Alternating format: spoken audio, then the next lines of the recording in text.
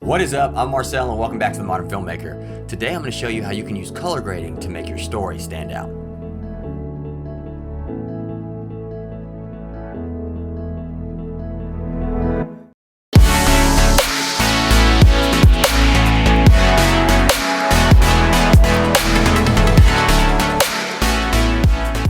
So typically when trying to tell a story through video, there's steps, and the first step is usually framing, which establishes your shot and where things or people might be in your scene. Then it goes on to lighting, which not only brings light to your scene, but also brings attention to what you want the audience to focus on, as well as adding kind of a visual style to the scene. And last but not least, there's the color grade. And if the shot's right and the lighting's right, then usually the color grade falls together somewhat easily. But we've all been there where the framing's off and the lighting's off, so the exposure's off, and that causes the white balance to be off or some of the colors to play funny with each other. Then it's our job as the colorist to reel things back in, to tighten things back up, to give it that polish, and also to draw the audience eyes where they should be looking to kind of follow the story. So I'm going to go ahead and hop into Davinci Resolve 15 and let's get this started. So I'm in Resolve 15 with a few shots from a music video I did that actually never came out. So I'm glad I get to use this footage for something. But in this scene, the guy, finds this girl's phone and he grabs it and she looks over and kind of sees that he has the phone. Then, you get a look at him from the other side and, he just looks pissed. Must have been something bad on that phone. And then you see her kind of run after to go grab the phone and confront him about, why are you snooping on me? So I'm going to go ahead and start with this shot right here. And if we just go ahead and look over all of them and establish a few things, what do we want the audience to see? In the first shot, we want them to see the phone. In the actual music video, there was like a little scene where the phone was sitting on the couch. She left the phone on the couch and a text came in that said, "You did great last night." And that's what kind of causes the guy to look over and be like, "Oh, what's going on?" So story-wise, we want the audience to look at the phone in this shot. And also, we want them to also look at her as she notices that he's standing there with the phone. Then in the next shot, we want people to notice him and how he is pissed. And that sets kind of the tone for the scene. That lets the audience know, because this is a music video. You're not hearing a conversation. You're really just seeing the story play out. And so just by showing his look here, that kind of gives the audience like the feel of, oh, we about to get into it. And then the last shot, what do we want them to look at? We want them to see her and that she is also not happy. We've all been there, caught in a lie or caught in some weirdness. And we're like, oh crap, I just got caught. But yet we're still mad anyway, even though we did the wrong thing. Anyway, so that's what we want them to see. We want them to see her expression and her coming after the phone, with things to say and pissed off and all that. So the first thing I'm noticing in this shot is that the white balance is off. And it's a lot warmer than I'd like it to be. We can obviously see this in the scopes at the bottom right. And first I'm going to add a few more nodes with Alt-S, Alt-S. And these will be my main color correction nodes. Before I get into any stylizing, I just want to get the image to a good place to stylize. So in this first one, I'm going to label it white balance, WB. And then I'm going to click on the white balance tool right here in the bottom left.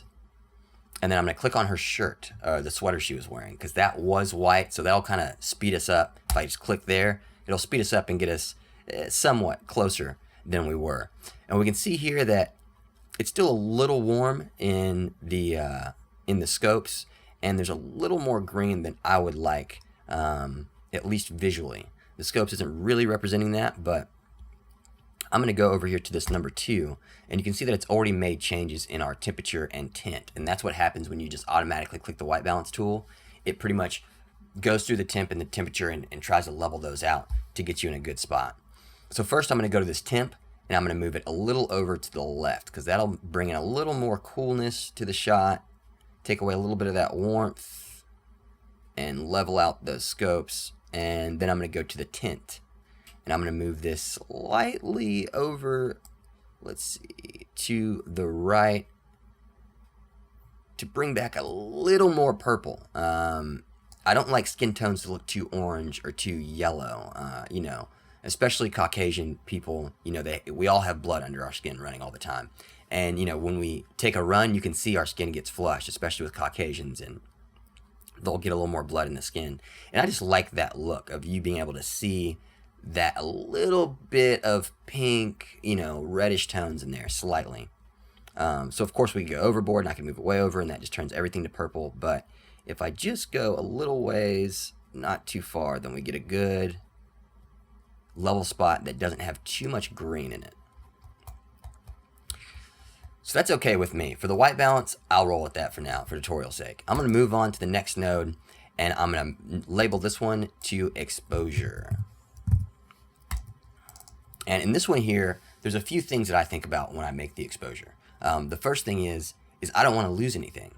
For instance, if I zoom in here, and let's say I just, right off the bat, let's say I know I want this to be a punchy shot that pops. So I just add a bunch of contrast right here in the beginning of the color grade. Let's see, move this down, and boom, punchy, super contrasty.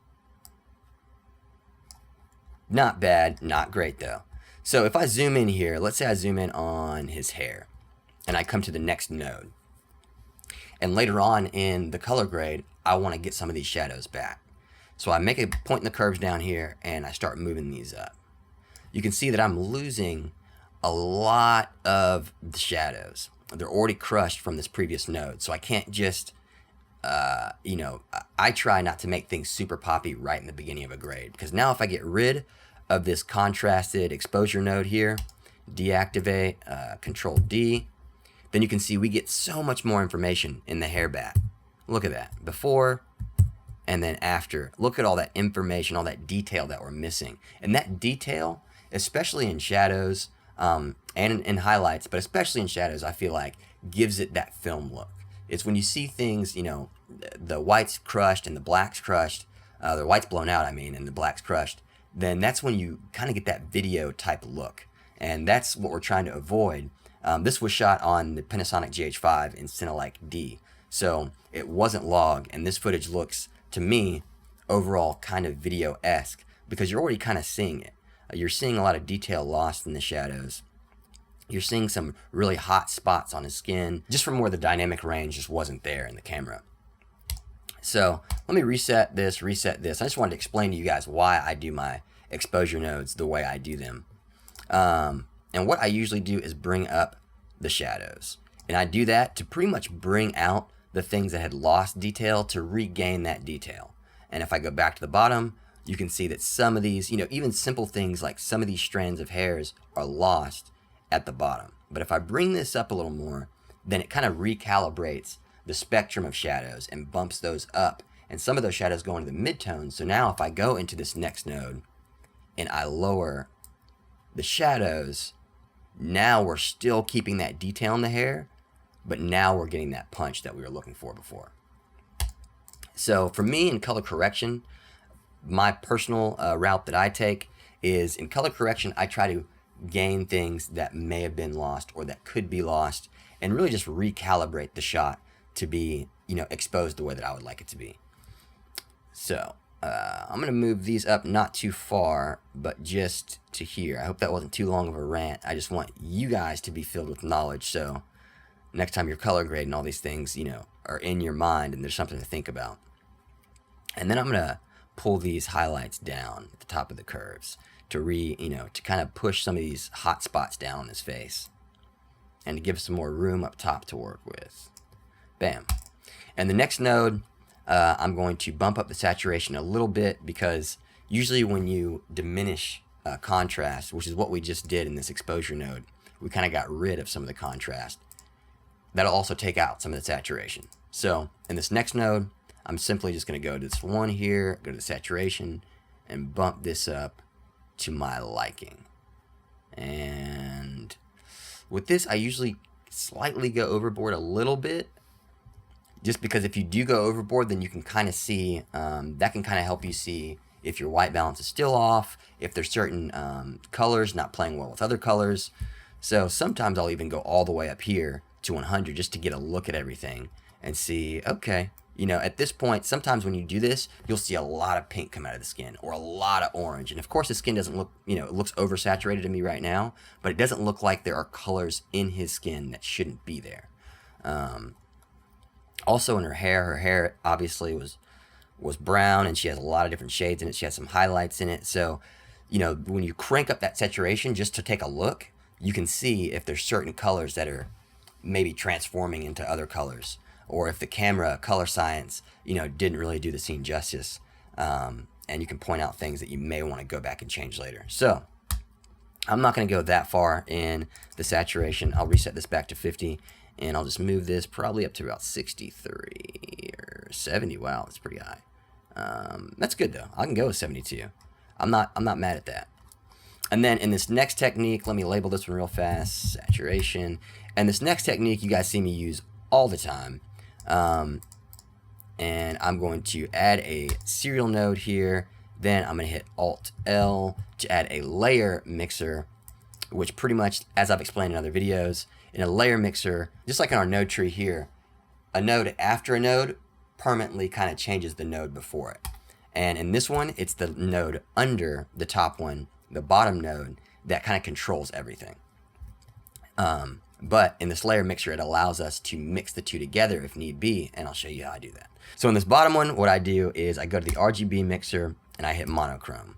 This gives us a black and white image, which can be used for numerous things. I've shown in other videos how you can use black and white images to expose your shot, because sometimes when you take all the color out and work with the curves, you know, make several points in the curves, like if I make one here, click one here, and then let's go to a real deep shadow, click one here, then without the colors, it kind of gives us that opportunity to just look at the light and how it's reflecting. And like that hot spot I noticed earlier, this is a brilliant way to get rid of that hot spot. So we clicked on that, and it gave us that exact spectrum in the curves.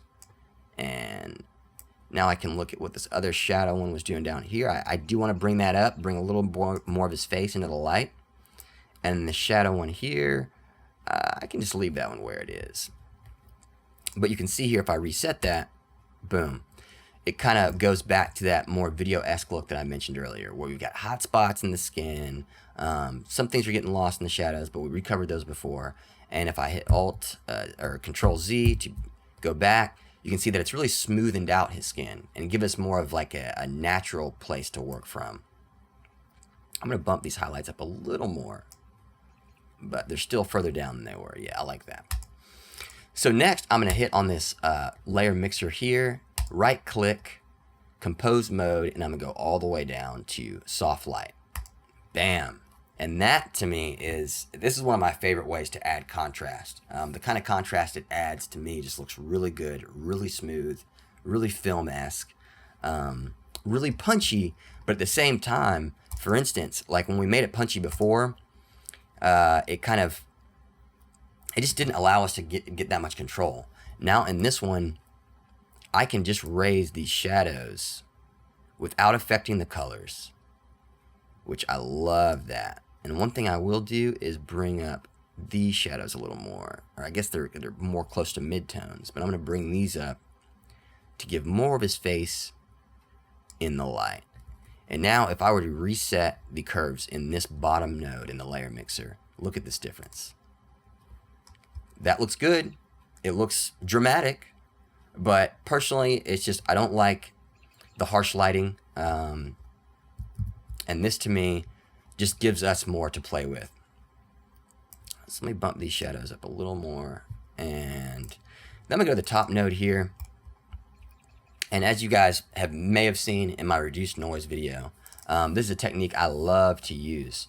And in this top node, it pretty much holds all the color information, while the bottom node in the layer mixer holds the contrast information. So in the top node, what I'm going to do is go to this number 2 and then decrease the midtone details, giving us a little bit of a haze. If I push this up, you can see it makes it really punchy, which can be really cool.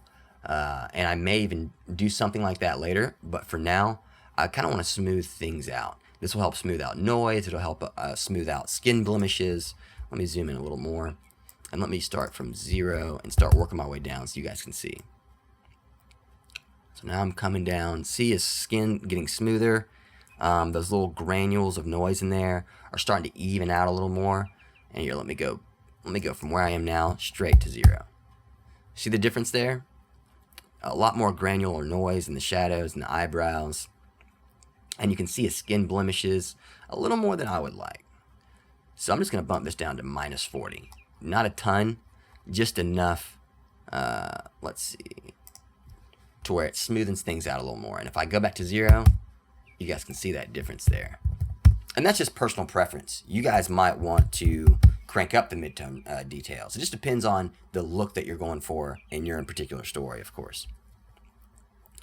So, moving on. The next node that I usually make is something I call the color calibration node.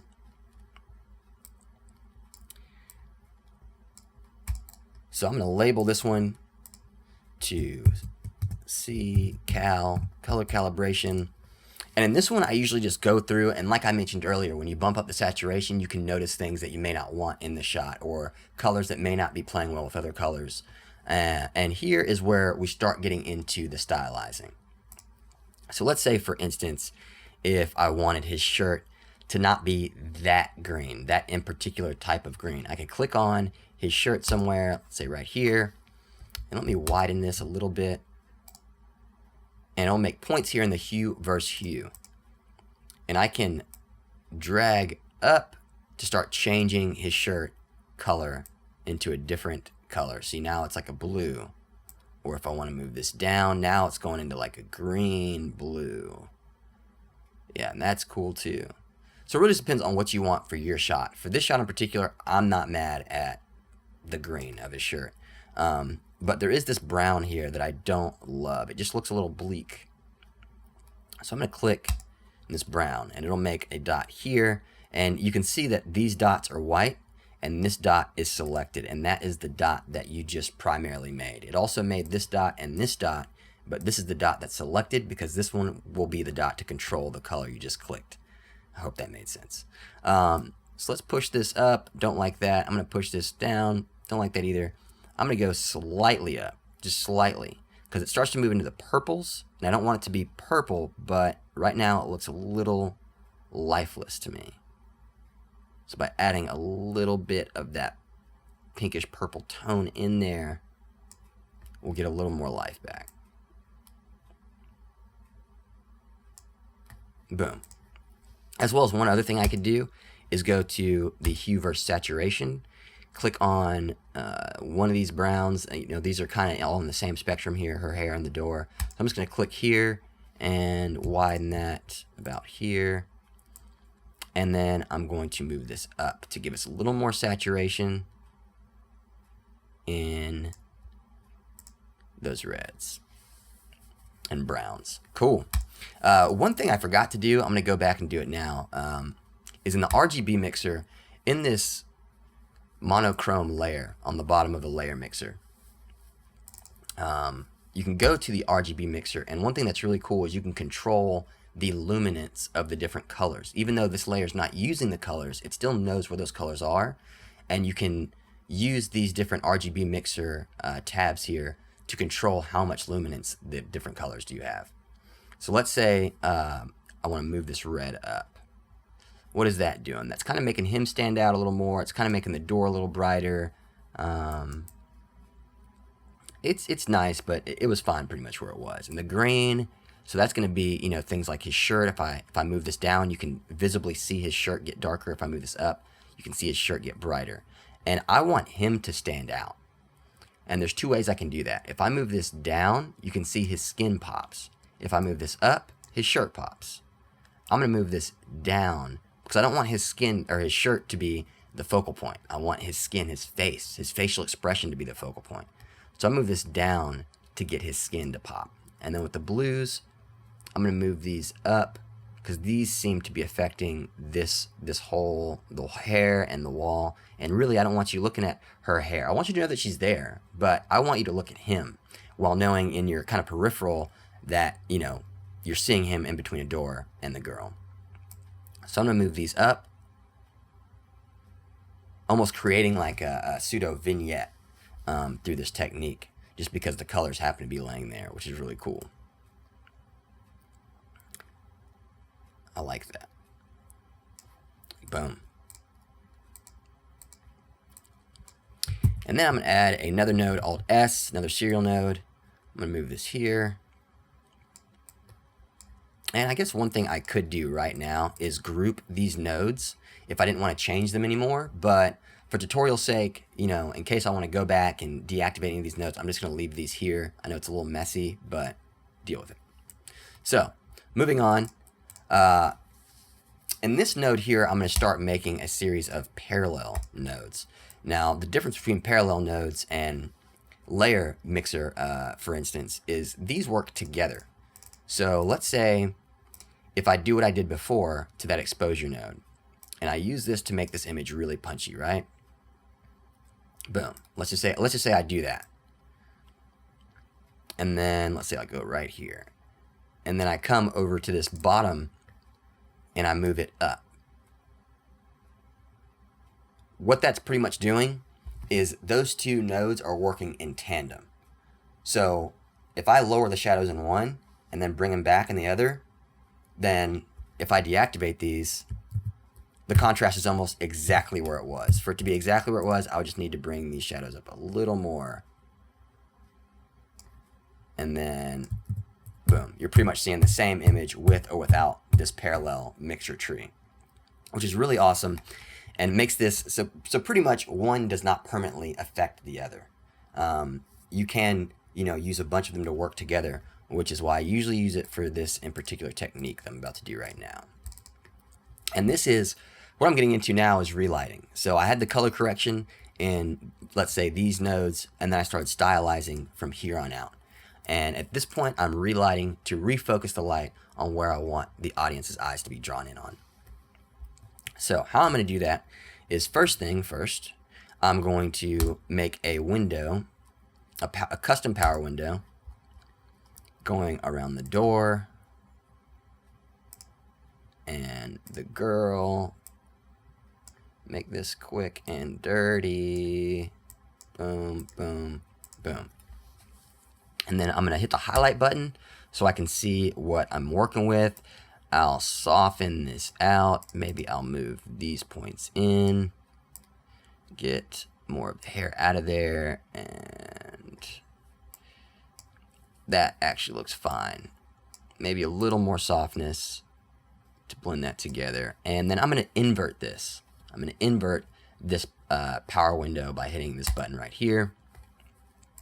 Now we have the girl and the door selected. So from here, what I really want to do is draw less attention off of the door and the girl. So I'll simply go to the color wheels, primaries, bars, and in the gamma, start bringing that down. I've got to watch the scopes because let's say if I go straight to the shadow, the lift, then I can start getting into this muddy land, which I don't want to do. So I'm going to use the gamma to bring this down, and then I'm going to bring down the highlights also. So we're still in a safe place in the scopes, but now you've got the door and the girl kind of vignetted out of the shot almost. One thing I'm going to do is bring these back in.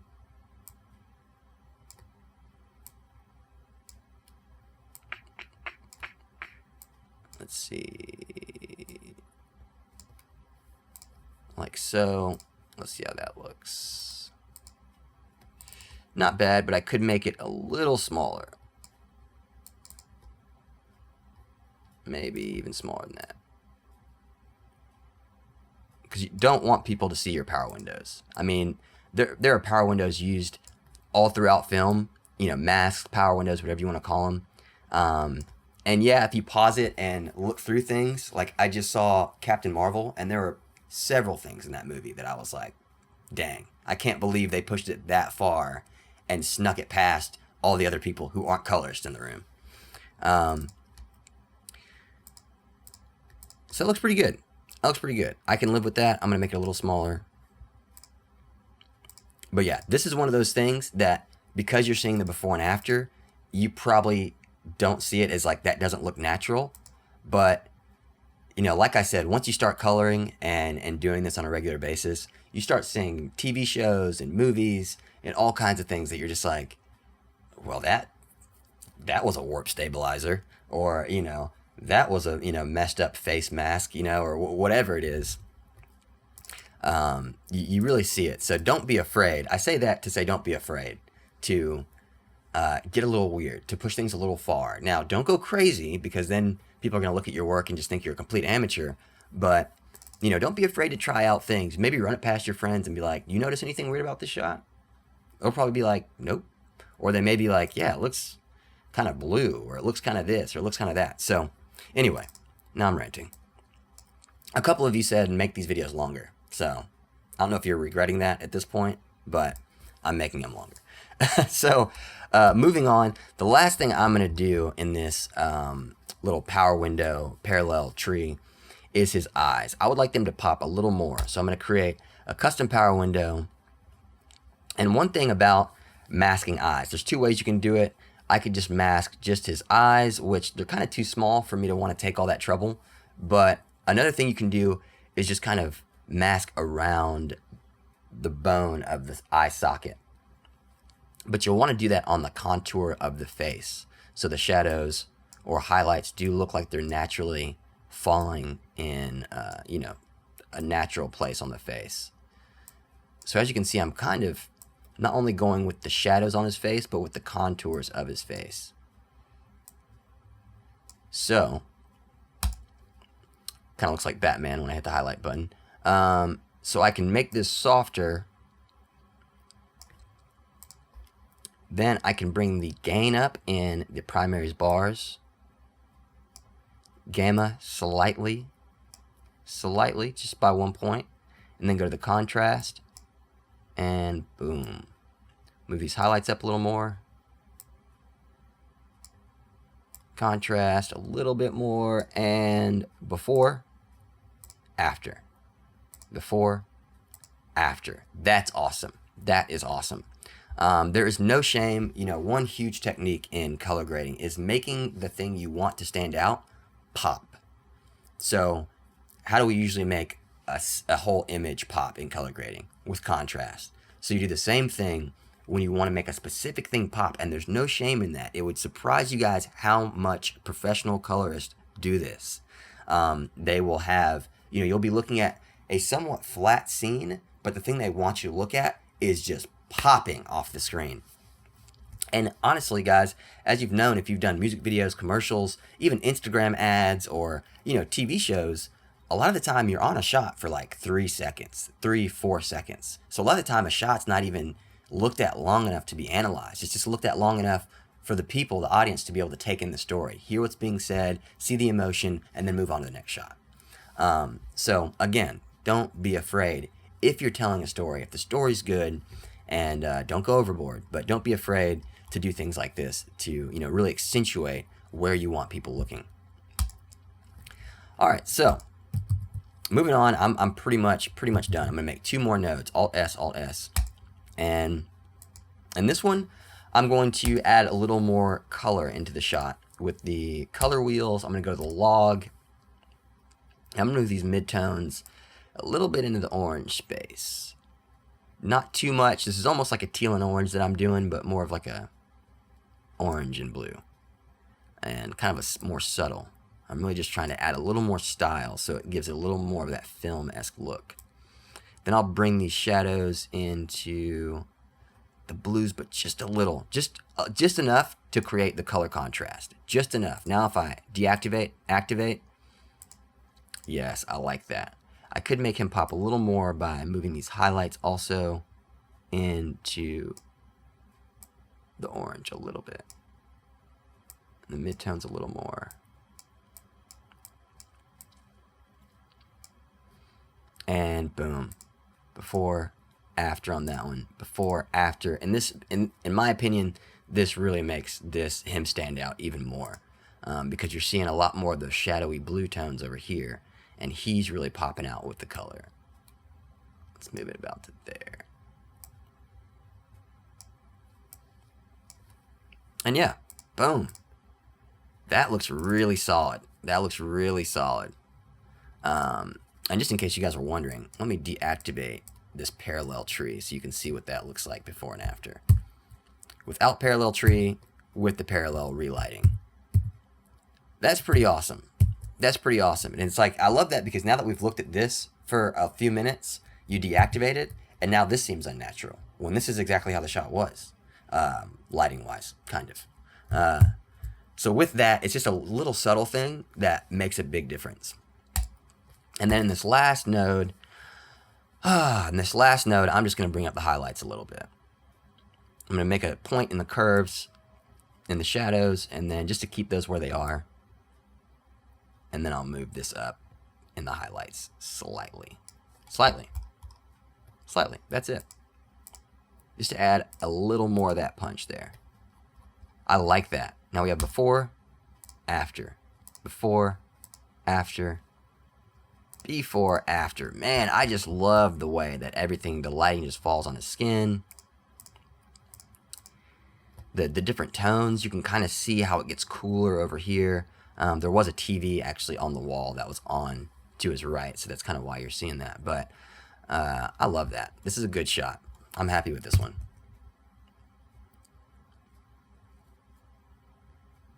Yeah, that's awesome. So I'm going to quickly kind of go through these other two shots just so you guys can know how to do this in different situations. And also another thing you can do, I'm going to click on this timeline button to get rid of that. Now that we're on this shot, all I have to do is click in on my mouse wheel on another shot that's already graded, like this, to add that grade to this shot. And once again, I just clicked in on my mouse wheel to do that. You could also right click and go to apply grade. But you'll want the shot you want to apply the grade to. Make sure that that shot is selected. Boom. So moving on, there's not really much I want to do to this shot. A couple things are I want to reset these parallel nodes here. And maybe raise these shadows a little more. And push these highlights down a little more also.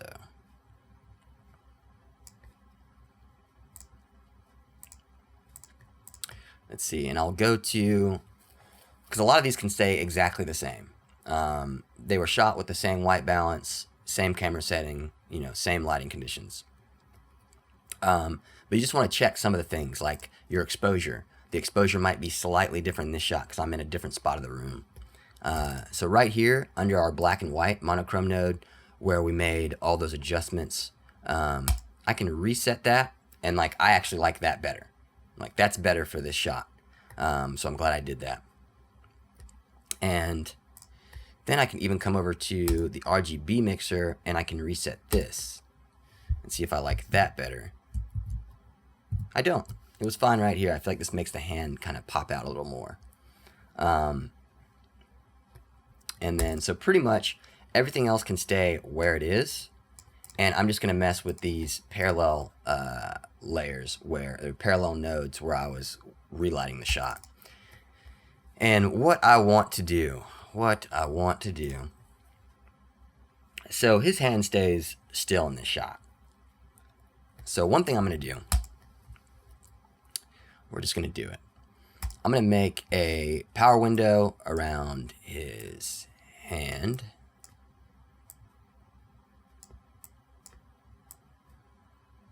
Boom. Hit the highlight button, then I'm going to go to the qualifier, and I'm going to try to qualify just his hand.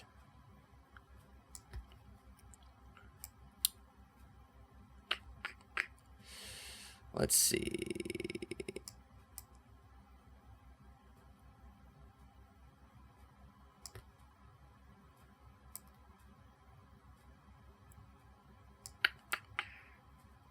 Qualifying can really be an issue sometimes, but I'm not quick to give up. Boom. There we go. So about there is good enough. I'm going to blur the radius a little bit. I'm going to denoise as well. Hey, move this a little further in. No, just to there. Yeah, that's good. And I'm going to hit off the highlight button. I'm going to come over here to the color wheels and the primaries bars, and I'm going to raise the gain. Boom. Now his hand is more lit in the shot. One thing I can do, because this power window is giving us a little bit of problem with the qualifier, I'm going to redo this, and I'm going to do it with a custom power window because his hand doesn't move in the shot anyway. So quickly make a power window around his hand.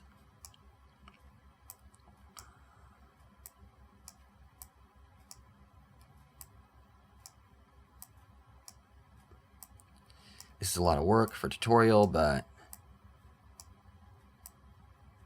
personally, when I first started color grading, I used to watch tutorials anytime I sat down to color grade.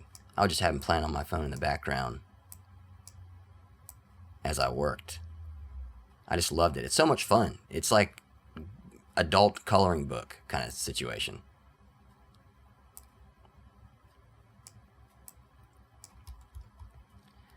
And sorry, I try to mask as little as possible on the channel because I know I'm going to get all up in my perfectionist feels about it, and it's going to cost me a lot of time. Boom. That's good enough. That's good enough, people. So with that selected, I can just soften that a bit and bow. Now we're in a much better situation. The wall behind his hand is not getting affected. We can deactivate that, activate, deactivate, activate. Go to the tracker, track that hand. Track it, people. Get your track on. The tracker works so stinking well in Davinci. And even when it kind of screws up a little bit, I can just hit the frame. It's usually on clip. If I click frame, I can tell it to actually end here. And here. And here. And here. Now, the frames will move in a way to, it'll keep the tracking information it had, but now it'll morph the mask in the way that I told it to, so where his arm stays in the power window. Boom. And then last but not least on this shot, I will probably add a little vignette to give his hand a little more attention. So I'm going to make a power window, a circular power window. I'm going to feather it out, soften it quite a bit because I really don't want this to be noticed. I just want it to be just a thing that's there, that's happening. So we're going to mask the crap out of that. And I could do two things here. And because my scopes are looking so low, instead of lower the sides, I'm actually just going to raise the middle. Usually I would, this is selected right now. Usually I would invert this like this. And actually I might still do that. I am still going to do that. Because I want this wall to be a little less punchy. I'm going to move this over. And maybe make it a little bigger. Take this down and... Alright, so now I'll push this gamma down. And the shadows. Yeah, now his hand stands out a lot more, in my opinion. I can even take this down by, in the key, I'm going to get a 0.65. I love that. Make it a little softer. Or actually, yeah, I'll make it softer. Look at the hand. Talk to the hand. Take it down to 0.5. All right. And that shot compared to this one looks really good. They look like they're from the same video. That's awesome. So moving on, I'm going to go to this shot right here. Just this last shot. I'm going to click in on my mouse wheel to apply this grade here. Bow. I'm going to get rid of, I guess I'm going to reset these power windows. And let's see, what else? This is good from here. One thing I'm going to do is deactivate this log grade node with Control D. Because I don't want, it's messing with the color tones, and I don't want it to do that while I'm trying to fix other things. So I'm going to go back to this top node, or this black and white node we had in the layer mixer, and I am going to look at that exposure and I'm going to click a few points. One here, one on her face, super dark, and let's say one right here. So let's start seeing where these spectrums actually are. This one is the door. The door actually is a little hot for my liking. See these highlights in the door here? Don't like it. So I'm just going to move these down. And then I'm going to push the spectrum she was in up, but she's so stuck in all these shadows that it's almost impossible to do this the way I would like to right now. I'm just going to bring this up to here. I'll move these back down a little bit. And then I'm going to go to these parallel nodes. In the parallel nodes, in the first one, what are we seeing? She's not standing out. She looks like she is in the dark. So I'm going to make a custom power window. One along this doorway. I'm going to cross over his shoulder here. And then I'm going to hit this doorway. And with that selected, I'm going to hit the highlight button, soften this a little bit, and I will move this in.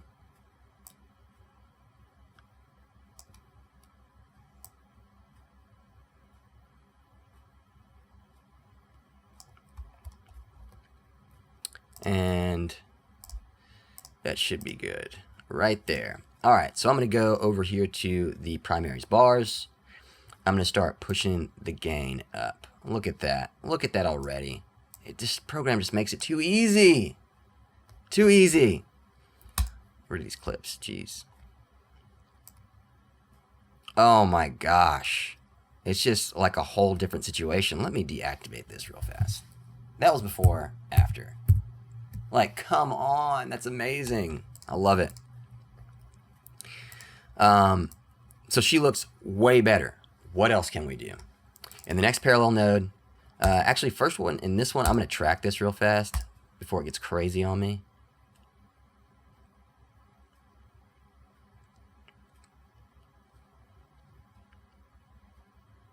You can see as she moves further, closer into the light, she doesn't get blown out, and I like that.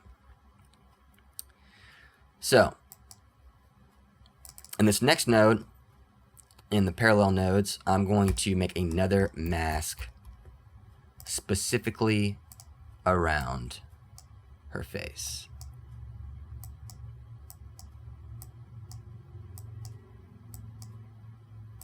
Now, I've got to admit, the GH5 is not awesome when it comes to noise and shadows. So, hopefully this won't fall apart on me. I'm going to crank this down to 0.5. And then in this node here, where we have her face selected, I'm going to go to the primaries bars and bump up that gain, these midtones, just a little bit. A little more gain, and we're going to add some contrast. And even some midtone details. I'm doing it, people. Because you can see, if I just raise this by 21%, and it pops a lot more. If I go just down to 0, a little softer. This midtone detail is a good thing to, to mask, and you can help things pop through the midtone details. So right there is fine for me. With this shot, there's a little more grain than I would like, a little more noise. So I'm going to go up to this color node of the layer mixer right here. And I'm going to minus the midtone details a little more. Soften this one out a good bit. And then back in the primary, or the parallel nodes. Right, that's what I'm trying to say. I'm going to add another parallel node. And then with this parallel node, I'm going to add a little vignette about right here.